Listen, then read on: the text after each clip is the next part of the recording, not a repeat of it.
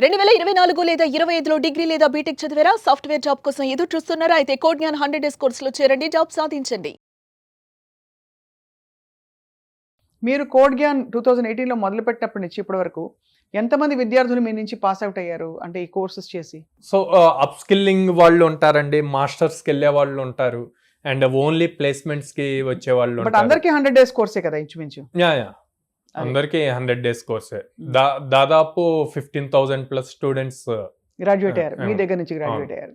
And అక్కడ నుంచి వాళ్ళకి ఎంతమందికి మీరు జాబ్ రూట్ చూపించగలిగారు? 3,800 ప్లస్ అండి. వాళ్ళకి ప్లేస్మెంట్స్ ఇప్పించారు మీరు. దట్స్ అమేజింగ్ కదా. అండ్ హైయెస్ట్ ప్యాకేజెస్ ఎలా ఉంటాయి సాయిరామ్ గారు? మీరు ఒకవేళ ఈ బ్రిడ్జింగ్ కోర్సు చేసి ఒక ఇంజనీరింగ్ గ్రాడ్యుయేట్ మార్కెట్లోకి వెళ్తే ఇది చేయకుండా ఎలా ఉంటుంది, చేస్తే ఎలా బెటర్ అవుతుంది? మా దగ్గర వచ్చిన హైయెస్ట్ ప్యాకేజ్ 18 LP అండి, 18 lakhs per month. అది యావరేజ్ వచ్చి 4 LPA, 4 lakhs per annum minimum. అంటే ఒక జాబ్ అయితే 33,000 per month. ఒక జాబ్ అయితే గ్యారంటీ ఇచ్చేస్తారు మీరు ఇంచుమించు. అంటే మీ ఇప్పుడు మనం అప్ స్కిల్ చేస్తున్నాము, 100 ఆపర్చునిటీస్ గ్యారంటీ ఇస్తున్నాము. రైట్, అప్ స్కిల్ చేసి ఆపర్చునిటీ ఇచ్చినప్పుడు ఇంకా తను ఈజీగా క్రాక్ చేయగలుగుతాడు. అవును, మైట్ బి 4 or 5 ఇంటర్వ్యూస్ లో ఫెయిల్ అయినా 6th ఇంటర్వ్యూలో ఈజీగా క్రాక్ చేయగలుగుతాడు.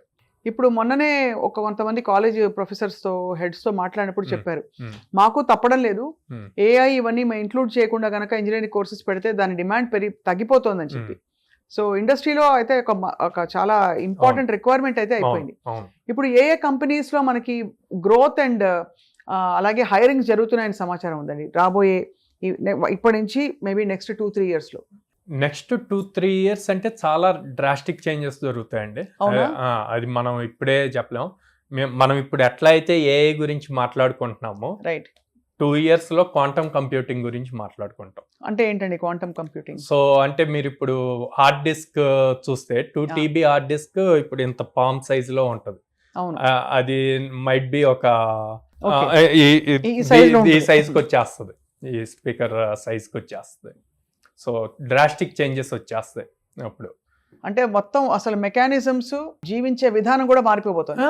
కంప్లీట్ చేంజ్ అవుతుందండి, కంప్లీట్ చేంజ్ అవుతుంది. ఇప్పుడు మనం టీబీస్ గురించి మాట్లాడుతున్నాం, టెరాబైట్స్, జీబీస్. మన ఫోన్ లో 256 GB 128 GB ఇది మాట్లాడుతున్నాం. అవునా? రేపు నెక్స్ట్ 2 years లో అది 1000 GB లేదా అలా మాట్లాడతాం. అలా స్టోర్ చేసే కెపాసిటీ ఉండే ఫోన్స్ కూడా తయారైపోతాయి. అవునండి, ఫాస్ట్ గా. ఒకప్పుడు మన దగ్గర ఎంత నోకియా ఫోన్ లో లైక్ 4 GB అట్లా, అప్పుడు ఆ డేటా ఫిల్ అవుతుంది అంటేనే అమ్మో వీడు బీభత్సంగా వాడేస్తున్నా. ఇప్పుడు 256 GB తీసుకున్నా సరిపోవట్లా, మళ్ళీ గూగుల్ డ్రైవ్ ఏదో తీసుకుంటున్నాం, మెసేజ్ వస్తూ ఉంటుంది. అవును. సో అట్లాగా కంపల్సరీ 2 years లో చాలా డ్రాస్టిక్ చేంజెస్ వస్తాయండి. వాటిని బేస్ చేసి కంపెనీస్ హైరింగ్ జరుగుతాయి. అట్లా కాకుండా ఫ్రెషర్ మార్కెట్ చూసుకుంటే ఇప్పుడు ప్రెజెంట్ ఈ ఫైనాన్షియల్ ఇయర్లో TCS, ఇన్ఫోసిస్, విప్రో ఇవి ఆల్రెడీ అనౌన్స్ చేసినాయి. ఈ ఫైనాన్షియల్ ఇయర్లో మేము అరౌండ్ 20,000 నుంచి 60,000 వరకు అనౌన్స్ చేసినాయి అనమాట, ఒక్కొక్క కంపెనీ ఇండివిజువల్ గా జాబ్స్ అంటే ఫ్రెషర్స్ తీసుకుంటాము అని చెప్పి. కరెక్ట్. అండ్ మరి మీరు వాళ్ళకి అనుగుణంగా ఎప్పుడైనా మీరు సంప్రదింపులు ఉంటాయా? అంటే what do they require, what kind of students they want?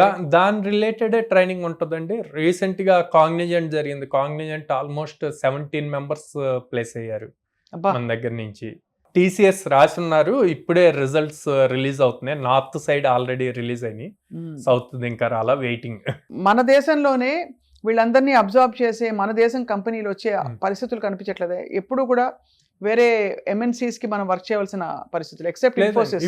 ఇప్పుడు స్టార్ట్అప్ ఎకో సిస్టమ్ బాగా వచ్చింది కదా. అవును. So it takes another 2-3 years. So what kind of startups are we visualizing అండి? అంటే బేసికలీ టెక్ స్టార్ట్అప్స్ అంటారా?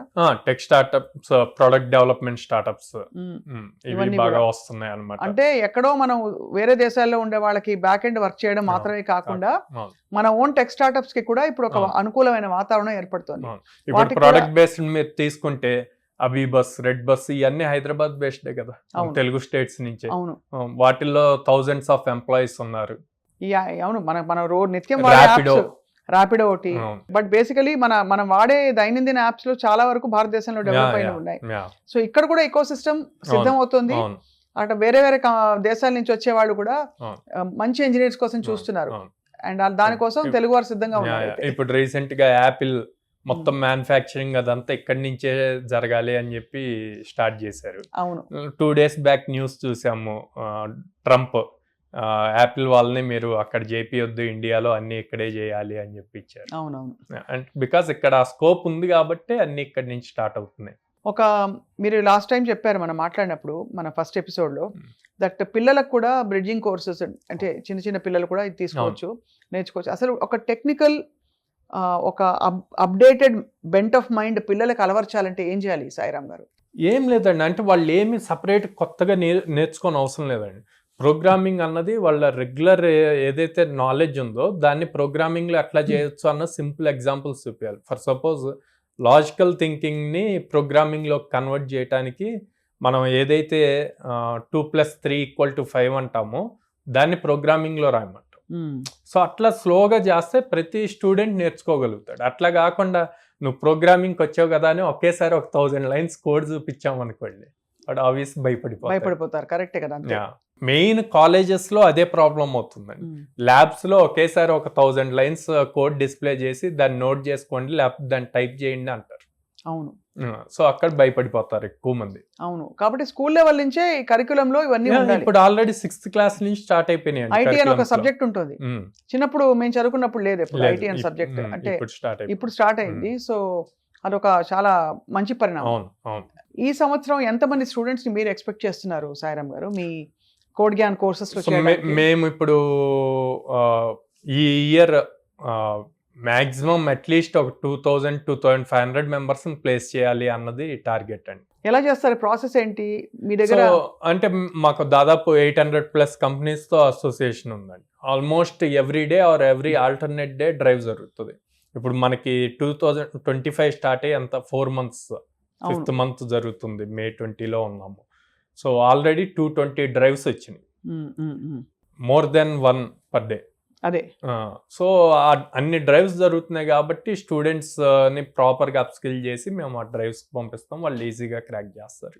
ఇప్పుడు ఒకప్పుడు ఐటీ హబ్ అంటే బెంగళూరు అనేవారు, ఇప్పుడు కూడా అదే అంటారా, లేకపోతే ఐటీ హబ్ ఇప్పుడు హైదరాబాద్ కి మారిందని చెప్పుకోవచ్చా? కొంచెం వరకు చాలా వరకు హైదరాబాద్ కి వచ్చేసింది. ఇట్స్ యాక్చువల్లీ స్కేరీ మీరు అంటుంటే, కానీ ఒక టైంలో కమ్యూనికేషన్ స్కిల్స్, ఇంగ్లీష్ బాగా మాట్లాడితే చాలు అనిపించేది. అక్కడి నుంచి ఇప్పుడు ఏఐ కొంచెం ఫెమిలియారిటీ ఉండి ఈ కోర్సెస్ కోడింగ్, జావా ఇవన్నీ వస్తే, పైథాన్ ఇవన్నీ, ఫుల్ స్టాక్ ఇవన్నీ కాకుండా మీరు అండం 2 నుంచి 5 సంవత్సరాల లోపు సీన్ మారిపోతుంది, క్వాంటమ్ కంప్యూటింగ్ లోకి వెళ్ళిపోతామని. మరి వాటికి ఏం కోర్సులు ఉంటాయో అప్పుడు ఆబ్వియస్ దాని రిలేటెడ్ తీసుకురావాలి ప్రోగ్రామ్స్. మీరు ఎలా అప్డేట్ అవుతుంటారు?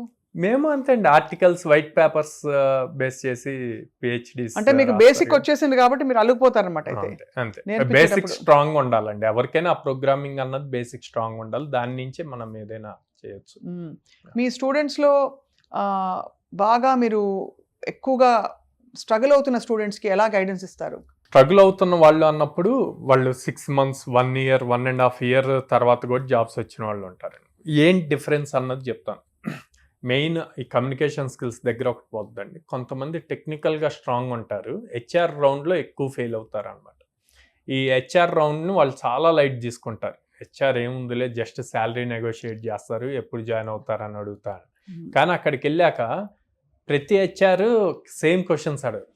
ఇప్పుడు టెక్నికల్ రౌండ్ అనుకోండి, 5 interviews ఫెయిల్ అయినా 6th interviewలో వాడు పాస్ అవడానికి రీజన్ ఏంటంటే ఈ 5 interviewsలో ఏ టైప్ ఆఫ్ క్వశ్చన్స్ అడిగారో చూసుకొని 6th interviewకి బాగా ప్రిపేర్ అవ్వచ్చు. అది కానీ హెచ్ఆర్ రౌండ్ అట్లా ఉండదు, క్యాజువల్ రౌండ్ టైప్ ఉంటుంది. ఒక్కొక్క పర్సన్ ఒక్కొక్క వేలో క్వశ్చన్స్ అడుగుతారు.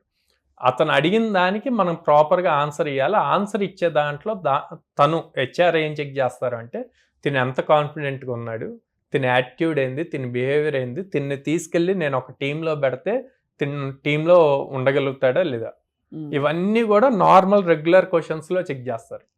అక్కడ ఫెయిల్ అయిపోతారు. ఆ కాన్ఫిడెన్స్ బిల్డింగ్ ఫస్ట్ నుంచి ఉండాలి. అవును, ఆ కాన్ఫిడెన్స్ బిల్డింగ్ అన్నది చాలా ఇంపార్టెంట్. అంటే మనిషి బ్రెయిన్ అవసరం, థింకింగ్ ఫ్యాకల్టీస్ అవసరం లేని పరిస్థితికి వెళ్ళిపోతున్నాం. మన కోసం ఎవరో ఆలోచిస్తారు, దే మేక్ చాయిసెస్, డెసిషన్స్. మన ఊరికే జాంబీలా తయారైపోతామన్న భయం పట్టుకుంది నాకైతే.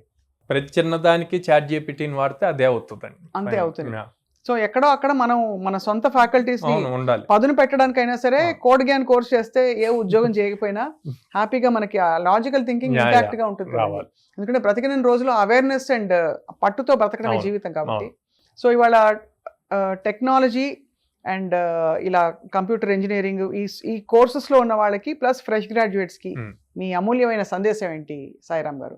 ఎవరైతే బీటెక్ కంప్లీట్ అయ్యారో వాళ్ళైతే మా కంపల్సరిగా సాఫ్ట్వేర్ జాబ్ చేయాలి అన్న జీలుంటే కాన్ఫిడెంట్గా కోడ్జ్ఞాన్కి రావచ్చు. రైట్. ఓకే.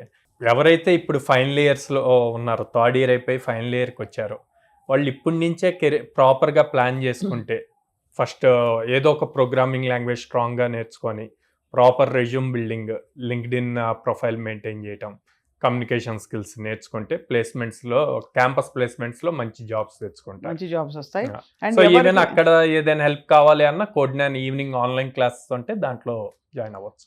అలాగా ఉద్యోగాల అన్వేషణలో లేని వాళ్ళు కూడా, పిల్లలు, యువత ముఖ్యంగా అప్గ్రేడ్ చేసుకోవాలి స్కిల్స్ ని, ఇంకొంత టెక్నాలజీ అండ్ బేసికలీ కోర్సెస్ లో ఇంట్రెస్ట్ ఉంది అని అనుకున్న వాళ్ళు కూడా ఇది అడిషనల్ గా చేసుకుని పెట్టుకోవడం వల్ల దే జస్ట్ బ్లాసమ్ బెటర్. అవును. Yes. అండ్ ఆల్సో ఏ పని పాట లేని వాళ్ళు కూడా కోడ్ జ్ఞాన్ లో ఒక కోర్స్ చేయడం వల్ల తప్పకుండా ఒక పని పాట కల్పించుకోవచ్చు. అవును. రైట్. సో సాయిరామ్ గారు, మళ్ళీ మనం ఇలా ఇండస్ట్రీ రిలేటెడ్ టాపిక్స్ తో కలుద్దాం. And Sure. అలాగే విద్యార్థులకి చాలా విషయాలు మీరు తెలపండి, Yeah. వాళ్ళు తెలుసుకుంటారు. Thank you. Sure. నమస్కారం. నమస్తే.